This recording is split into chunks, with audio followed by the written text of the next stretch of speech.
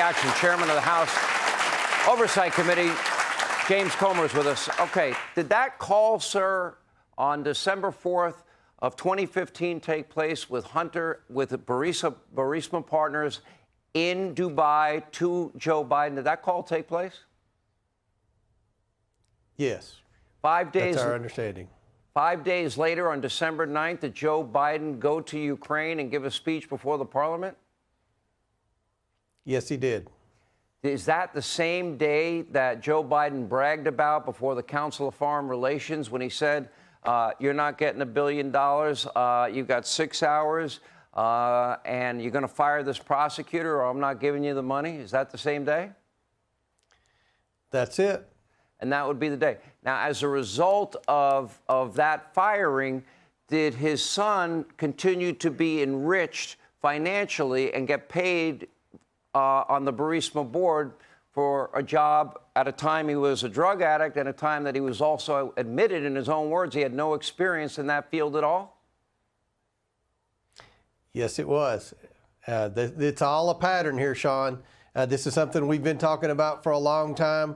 The Democrats and their friends in the media try to say there's no connection to Joe Biden. Every day there's more connections. And I think these emails today are consistent with the timeline that shows exactly what the real quid pro quo was in Ukraine. It was Joe Biden, not Donald Trump. The WhatsApp message is very revealing. I'm sitting here with my father. Why didn't you keep your commitment? We expect a call from you. Wasn't that sent to a oil executive with CEFC, the Chinese energy giant?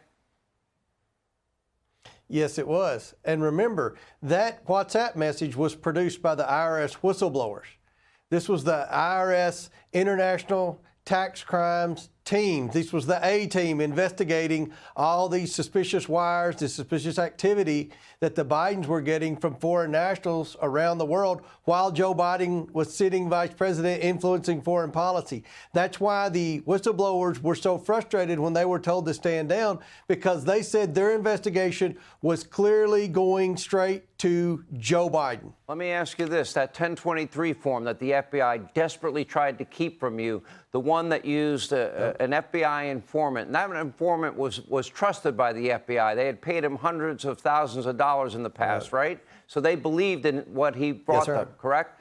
And they didn't want to give this to you. That's correct. And you had a copy, and you and Charles Grassley released it. Isn't that the same informant that met with the CEO of Burisma and chronicled that conversation and gave that information to the FBI? And in that information, didn't it say that that's where he said that he thought the head of Burisma said that he thought Hunter was stupid, his dog was smarter. But didn't they also say that he didn't want to give the Bidens money, but he had to, was forced to, $5 million for one Biden, $5 million for another Biden, and it will take 10 years to find out how that money was paid? Did that happen, sir? Yes, sir. And see, you look at that 1023 form that alleged the bribery. It's consistent with what we've seen in Romania. It's consistent with the timeline that you and John Solomon have documented on your show tonight.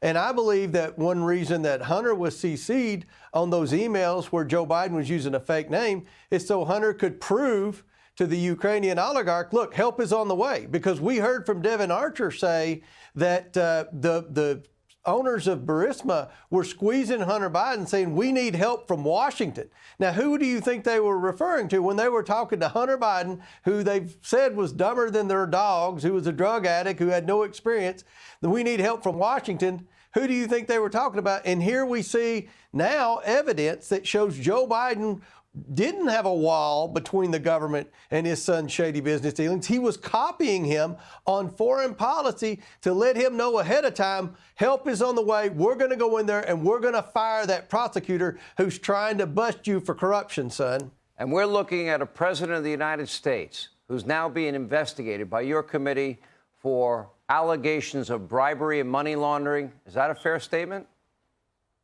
That's a very fair statement. James Comer, thank you for being with us. Appreciate it. Hey, Sean Hannity here. Hey, click here to subscribe to Fox News YouTube page and catch our hottest interviews and most compelling analysis. You will not get it anywhere else.